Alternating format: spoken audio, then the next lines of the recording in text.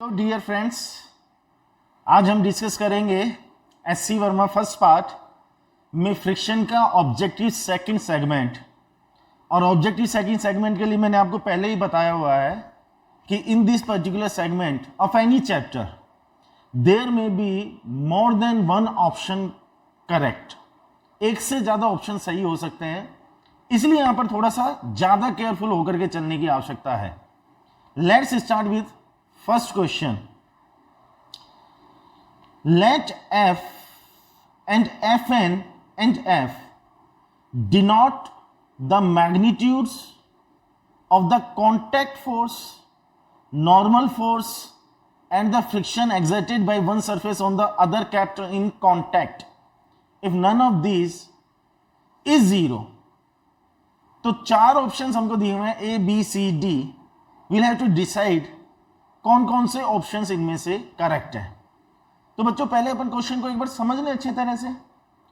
Question क्या कहना चाह रहा है कि किसी सरफेस पर कोई बॉडी है, कोई ऑब्जेक्ट है। मान लो हमारी ये सरफेस है, इस पर कोई बॉडी या कोई ऑब्जेक्ट। अब सरफेस की वजह से बॉडी पर जो कांटेक्ट फोर्स लग रहा है वो F है, जो नॉर्मल रिएक्शन है वो Fn है, और जो फ्रिक्शन लग रहा है वो F है। और तीनों में से कोई भी जीरो नहीं है। लास्ट लाइन में ये मेंशन किया हुआ है, if none of these is zero, कोई भी जीरो नहीं है। तो बच्चों, फोर्स के डायरेक्शन कौन कौन से होंगे? ये नॉर्मल डायरेक्शन जिसको जनरली अपन n लेते थे, उसको इस क्वेश्चन ने कह दिया कि Fn लो, नॉर्मल रिएक्शन। अब मान लो कोई हॉरिजॉन्टल फोर्स अपन राइट साइड में लगा रहे थे, तो फ्रिक्शन अपन लेफ्ट साइड में ले लेते हैं। Friction is denoted by small f। And what is contact force? Contact force is the resultant of these two forces. Am I clear? तो जो कांटेक्ट फोर्स आएगा वो इनका रिजल्टेंट आएगा।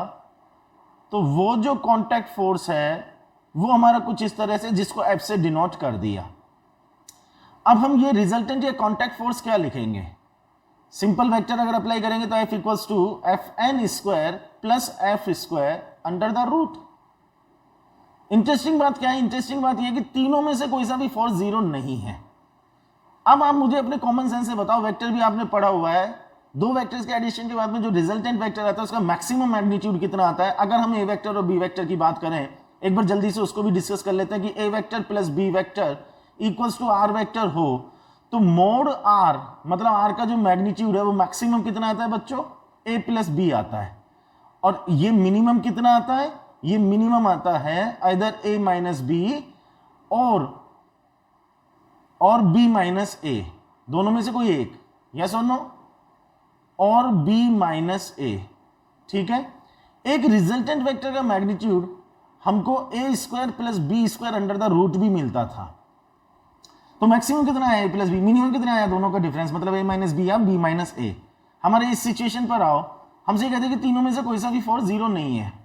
अब आप मुझे सोच करके बताना कि एफ मैक्सिमम कितना आ सकता था? एफ मैक्सिमम कितना आ सकता था? अगर मैं इसके अकॉर्डिंग देखूं तो ए प्लस बी मतलब F N plus F, but यहां पर ऐसी कोई सिचुएशन बनेगी नहीं। डोंट बी कंफ्यूज, गड़बड़ मत करना। यहां पर जो रिजल्टेंट या कांटेक्ट फोर्स है वो root F N square plus F square ही आएगा, क्योंकि नॉर्मल फोर्स और फ्रिक्शन दोनों एक दूसरे के परपेंडिकुलर ही आएंगे। तो हमको यहां पर कांटेक्ट फोर्स इतना मिलेगा।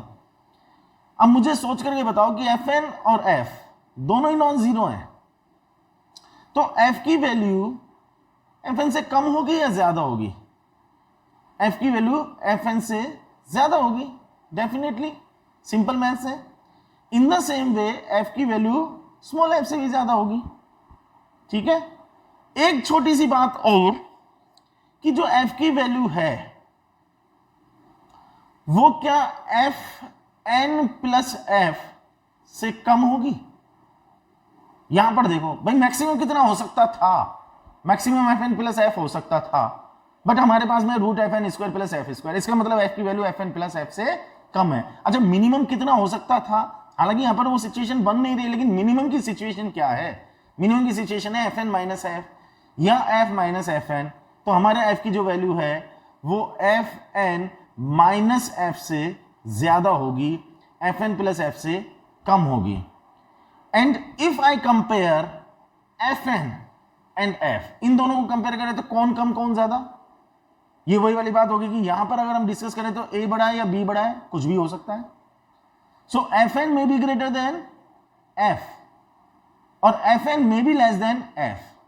सो व्हाट आर द कंक्लूजन? ये बहुत सिंपल मैथ्स है कि जो हमारा कॉन्टैक्ट फोर्स आएगा वो नॉर्मल फोर्स से ज्यादा आएगा, जो कॉन्टैक्ट फोर्स आएगा वो फ्रिक्शन से ज्यादा आएगा, और जो हमारा कॉन्टैक्ट फोर्स है वो एफ एन माइनस एफ और एफ एन प्लस एफ के बीच में कहीं लाई करेगा.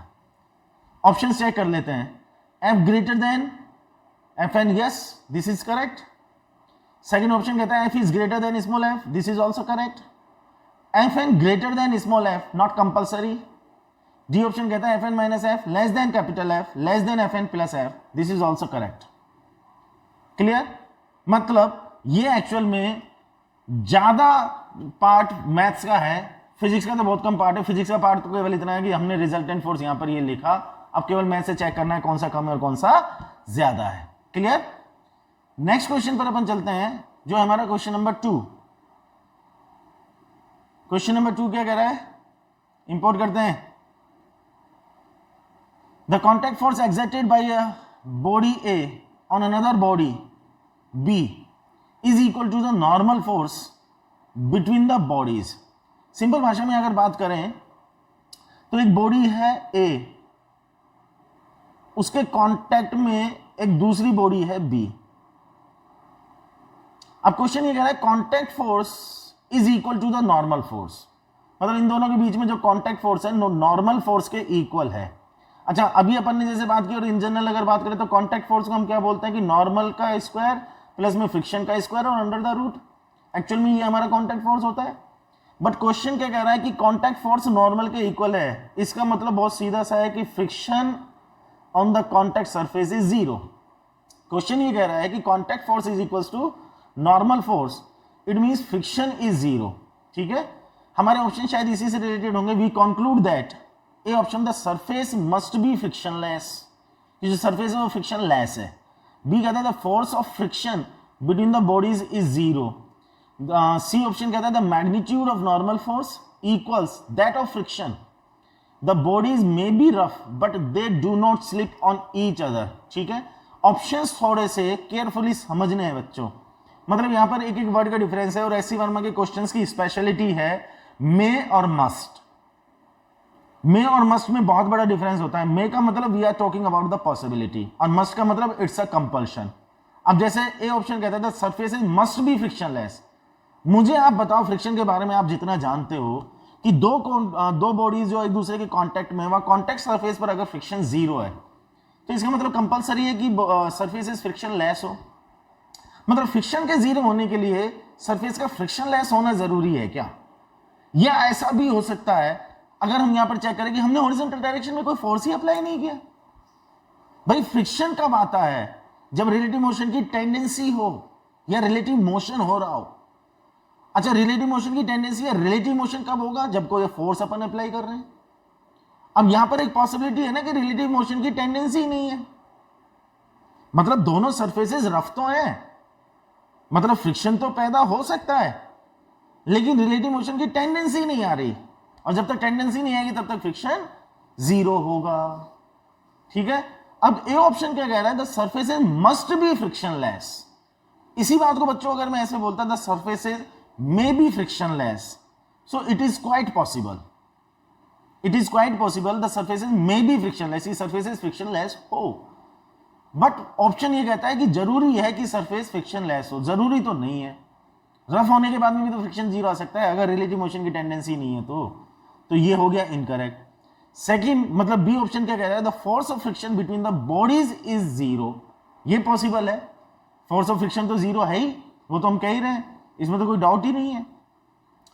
सी कहता है the magnitude of normal force equals that of friction, की जो नॉर्मल फोर्स है वो फ्रिक्शन के इक्वल है. मतलब सी ऑप्शन कहना चाहता है कि N is equals to F. अगर ऐसा होगा तो फिर एफ इक्वल्स टू एन क्यों आएगा? So C option is also incorrect. The bodies may be rough, but they do not slip on each other. That is the point we were discussing. ये वही point है जो अपन discuss कर रहे थे कि बॉडीज रफ तो हो सकती है but they do not slip on each other, एक दूसरे पर स्लिप ही नहीं कर रही है. So D option is quite possible. So B and D two options are correct. Clear है बच्चों? नेक्स्ट क्वेश्चन पर अपन मूव करते हैं। क्वेश्चन नंबर 3 देखते हैं। क्वेश्चन नंबर 3 क्या कह रहा है? Mark the correct statements. जो करेक्ट स्टेटमेंट्स हैं वो अपन को मार्क करना है about the friction between two bodies, दो बॉडीज के बीच में फ्रिक्शन से रिलेटेड। एक कहता है static friction is always greater than kinetic friction. B कहता है coefficient of static friction is always greater than the coefficient of kinetic friction. C कहता है limiting friction is always greater than the kinetic friction.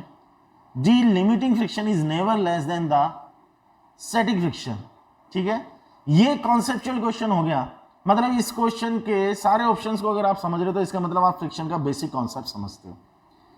बच्चों friction के लिए जैसे अपन ने बात की थी, थोड़ा सा डिस्कशन और कर लेता हूं मैं उस चीज पर कि फ्रिक्शन के लिए अगर हमने बात की तो हमने दो तरह का फ्रिक्शन लिया। एक होता है स्टैटिक फ्रिक्शन और एक होता है काइनेटिक फ्रिक्शन। जाहिर सी बात है कि जब आप ये वीडियो सॉल्यूशन देख रहे हैं तो आपने फ्रिक्शन पूरा पढ़ा हुआ है, फिर भी मैं एक बार रिपीट कर देता हूं कि दो तरह का फ्रिक्शन है, स्टैटिक फ्रिक्शन और काइनेटिक फ्रिक्शन। स्टैटिक फ्रिक्शन कब होगा? जब कॉन्टैक्ट सरफेसेस में रिलेटिव मोशन की टेंडेंसी तो है बट रिलेटिव मोशन है नहीं, तो स्टैटिक फ्रिक्शन डेवलप होता है। और जब रिलेटिव मोशन हो रहा होता है तो उनमें काइनेटिक फ्रिक्शन डेवलप होता है। अब स्टैटिक फ्रिक्शन में ही एक आता है लिमिटिंग फ्रिक्शन। लिमिटिंग फ्रिक्शन, कई बच्चे इस चीज में कंफ्यूज होते हैं। लिमिटिंग फ्रिक्शन क्या होता है? Limiting friction is the maximum possible value of static friction. Let's take an example. एक एग्जांपल से अपन को बात बहुत अच्छी तरीके से समझ में आ जाएगी। बहुत मैं एक सिंपल सा एग्जांपल ले रहा हूं कि मान लो अपन ने एक बॉडी को एक हॉरिजॉन्टल सरफेस पर रखा। यहाँ थोड़ा सा अपन फ्रिक्शन का कॉन्सेप्ट डिस्कस कर लेते हैं।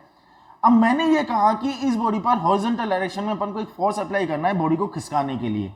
और हमने क्या ऑब्जर्व किया कि जब तक ये फोर्स 5 न्यूटन से ज्यादा नहीं होगा, F ग्रेटर देन 5 न्यूटन, तब तक ये बॉडी मूव नहीं करेगी। मतलब ये फोर्स 5 न्यूटन से ज्यादा होना चाहिए तभी ये बॉडी मूव कर सकती है। इसका मतलब क्या हुआ? इसका मतलब ये हुआ कि सोचो अगर बच्चों में इस पर 1 न्यूटन का फोर्स लगा रहा हूं तो क्या बॉडी मूव कर रही है? नहीं कर रही। अब सोच करके देखो कि 1 न्यूटन का फोर्स तो लगाया लेकिन बॉडी मूव नहीं कर रही है। इसका मतलब यहां पर रिलेटिव मोशन की टेंडेंसी तो बन रही है 1 न्यूटन के फोर्स की वजह से, but relative motion actually not taking place. Relative motion actual में हो नहीं रहा है। तो इसका मतलब कौन सा फोर्स होगा जो इसको रोक रहा है? डेफिनेटली वो फ्रिक्शन है। कॉमन सेंस से बताओ उस फ्रिक्शन का नाम क्या होगा? क्योंकि वो स्टैटिक कंडीशन है इसलिए उस फ्रिक्शन का नाम क्या होगा? Static friction. तो यहां पर हम स्टैटिक फ्रिक्शन कितना बोलेंगे? स्टैटिक फ्रिक्शन होगा, जाहिर सी बात है कि वो 1 न्यूटन को बैलेंस करेगा। फिर हमने कहा कि अगर हम 2 न्यूटन का फोर्स लगा दें तो भी स्टैटिक फ्रिक्शन आना है, तो वो कितना आएगा? 2 newton. That is why static friction is called to be self adjusting according to the external force. हम कहते हैं ना कि स्टैटिक फ्रिक्शन एक्सटर्नल फोर्स के अकॉर्डिंग अपने आप को एडजस्ट कर लेता है। तो जब हमने 1 न्यूटन लगाया तो स्टैटिक फ्रिक्शन 1 न्यूटन आया। जब हम 2 न्यूटन लगा रहे तो स्टैटिक फ्रिक्शन 2 न्यूटन आया। जाहिर सी बात है कि अगर हम फोर्स 3 न्यूटन लगाएंगे तो स्टैटिक फ्रिक्शन कितना आ जाएगा? 3 न्यूटन। अगर हम फोर्स 4 न्यूटन का लगा देंगे तो स्टैटिक फ्रिक्शन कितना आ जाएगा? 4 न्यूटन। अगर हम फोर्स 5 न्यूटन का लगा देंगे तो स्टैटिक फ्रिक्शन कितना आ जाएगा? 5 न्यूटन। अगर हम फोर्स 5 न्यूटन से ज्यादा मतलब 6 न्यूटन का लगा देंगे तो स्टैटिक फ्रिक्शन नहीं आएगा, क्योंकि हमने यहां पर लिमिट लिखी हुई है कि जैसे ही फोर्स 5 न्यूटन को क्रॉस करेगा वैसे ही रिलेटिव मोशन स्टार्ट हो जाएगा। और जैसे ही रिलेटिव मोशन स्टार्ट होगा स्टैटिक फ्रिक्शन की जगह कौन ले लेगा? काइनेटिक फ्रिक्शन ले लेगा। अब मैं आपसे पूछता हूं कि what is the maximum possible value of static friction in this particular example. इस पर्टिकुलर एग्जांपल में स्टैटिक फ्रिक्शन मैक्सिमम कितना है? मैक्सिमम आप कहेंगे सर 5 न्यूटन है। तो ये जो मैक्सिमम वैल्यू है स्टैटिक फ्रिक्शन की, इसी को अपन लिमिटिंग फ्रिक्शन बोलते हैं। ठीक है, अब इसमें क्वेश्चन कैसे किया जा सकता है कि अगर एक्सटर्नल फोर्स 2 न्यूटन है, एक्सटर्नल फोर्स कितना है? 2 न्यूटन, तो स्टैटिक फ्रिक्शन कितना आएगा? 2 न्यूटन। लिमिटिंग फ्रिक्शन एक्चुअल में इस चीज को रिप्रेजेंट करता है कि मैक्सिमम कहां तक वो उस बॉडी को रोक करके रख सकता है। तो जैसे ही 5 न्यूटन क्रॉस होगा बॉडी मोशन स्टार्ट कर देगी। तो स्टैटिक फ्रिक्शन मैक्सिमम कितना हो सकता है, उसी को अपन लिमिटिंग फ्रिक्शन बोलते हैं। लिमिटिंग फ्रिक्शन की लिमिट क्रॉस होते ही मोशन स्टार्ट हो जाता है, जिसको अपन काइनेटिक फ्रिक्शन बोलने लग जाते हैं। और हमने एक्सप्रेशन पढ़ा होगा कि F equals to mu N लिखा जाता है। अब ये काइनेटिक फ्रिक्शन के लिए है या स्टैटिक फ्रिक्शन के लिए? कुछ बच्चे कहते हैं कि सर ये दोनों के लिए। थोड़ा सा सोचना पड़ेगा। ये काइनेटिक फ्रिक्शन के लिए है, तो अगर हम काइनेटिक फ्रिक्शन के लिए लेंगे तो यहां पर कोफिशिएंट ऑफ काइनेटिक फ्रिक्शन आएगा। और ये स्टैटिक फ्रिक्शन के लिए नहीं है, ये लिमिटिंग फ्रिक्शन के लिए है। ये किसके लिए है? ये लिमिटिंग फ्रिक्शन के लिए है। तो यहां पर अपन लिखेंगे mu S N. Static friction के लिए एक्सप्रेशन म्यू एन नहीं बोलते, स्टैटिक फ्रिक्शन की मैक्सिमम मतलब लिमिटिंग फ्रिक्शन के लिए अपन ये एक्सप्रेशन बोलते हैं। और म्यू एस की जो वैल्यू है वो म्यू के से ज्यादा होती है। That is why limiting friction, point to be noted, limiting friction is greater than kinetic friction. Limiting friction kinetic friction से ज्यादा होगा। लेकिन सोचो, स्टैटिक फ्रिक्शन तो काइनेटिक फ्रिक्शन से कम हो सकता है। भाई मैं ये कह रहा हूं कि स्टैटिक फ्रिक्शन की जो मैक्सिमम वैल्यू है वो काइनेटिक फ्रिक्शन से ज्यादा आएगी, लेकिन स्टैटिक फ्रिक्शन तो कम हो सकता है या नहीं? तो static friction may be less than kinetic friction, but kinetic friction is less than limiting friction. Clear? Check करते हैं अपन ऑप्शंस को। ए कहता है static friction is always greater than the kinetic friction. Incorrect. हमेशा स्टैटिक फ्रिक्शन काइनेटिक फ्रिक्शन से ज्यादा हो ये जरूरी नहीं है, लिमिटिंग फ्रिक्शन ज्यादा होता है। Coefficient of static friction is always greater than the coefficient of kinetic friction. Yes, हम कह रहे हैं mu S is greater then mu के, सही बात है। सी ऑप्शन कहता है limiting friction is always greater than the kinetic friction. Limiting friction हमेशा काइनेटिक फ्रिक्शन से ज्यादा आता है। किसी भी चीज को रेस्ट से मोशन में लाना डिफिकल्ट है क्योंकि उसमें लिमिटिंग फ्रिक्शन की बात आती है, लेकिन कोई चीज मोशन में और उसको मोशन में ही मेंटेन करना चाहते हैं, दैट इज कंपैरेटिवली इजी क्योंकि वहां पर काइनेटिक फ्रिक्शन आता है। डी कहता है limiting friction is never less than the static friction. Limiting friction कभी भी स्टैटिक फ्रिक्शन से कम नहीं होगा। बोलो ये बात सही है? नहीं, बिल्कुल सही बात है। हम तो स्टैटिक फ्रिक्शन की मैक्सिमम वैल्यू को ही लिमिटिंग फ्रिक्शन बोलते हैं। तो इसमें 3 ऑप्शन करेक्ट हो गए हैं, बी, सी और D. Am I clear dear students? तो यहां पर मैंने आपको फ्रिक्शन की कहानी भी सुना दी है। अब अपन चलते हैं क्वेश्चन नंबर 4 पर। Let's import question number 4। A block is placed on a rough floor and a horizontal force F is applied on it. The force of friction F by the floor on the block is measured for different values of F and a graph is plotted between them. किस किस के बीच में जो force हम apply कर रहे हैं वो और जो फ्रिक्शन है वो, इन दोनों के बीच में हम एक ग्राफ प्लॉट करते हैं।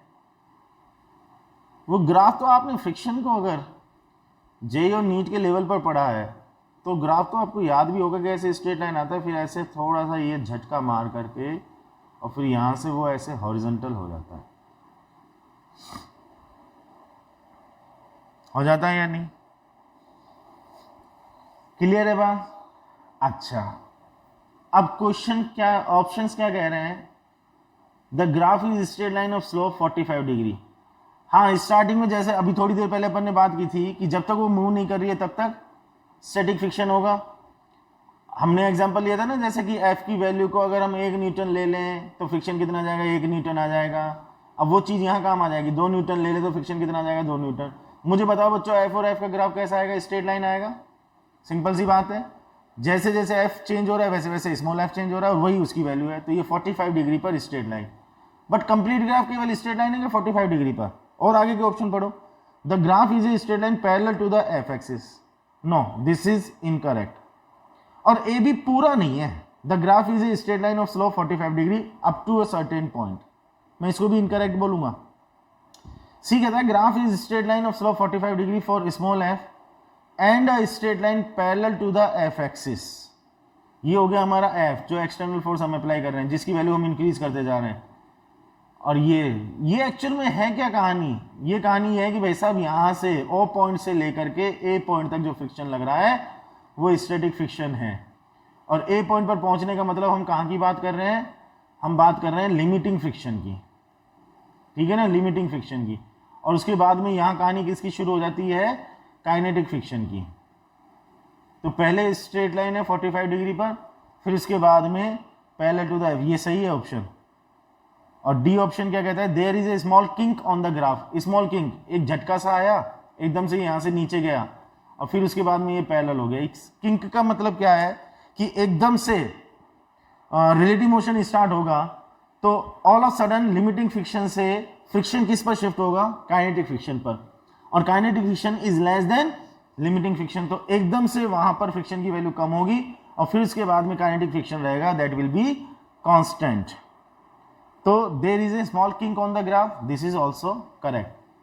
सो सी और डी दो ऑप्शन करेक्ट है। ये तो ग्राफ बेस्ड क्वेश्चन है, ये तो फ्रिक्शन की थ्योरी में पढ़ाई जाता है, पूरा स्टडी की जाती है इसकी। तो क्वेश्चन नंबर 5, क्वेश्चन नंबर 5 कहता है consider a vehicle going on a horizontal road towards east. हमारा एक व्हीकल है जो हॉरिजॉन्टल रोड पर ईस्ट की तरफ जा रहा है।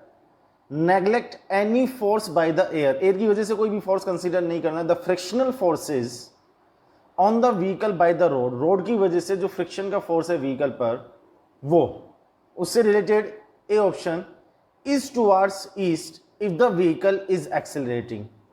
अगर हमारा व्हीकल ईस्ट डायरेक्शन में मूव करता हुआ एक्सेलरेट हो रहा है तो उस पर जो फ्रिक्शन है क्या वो ईस्ट की तरफ आएगा।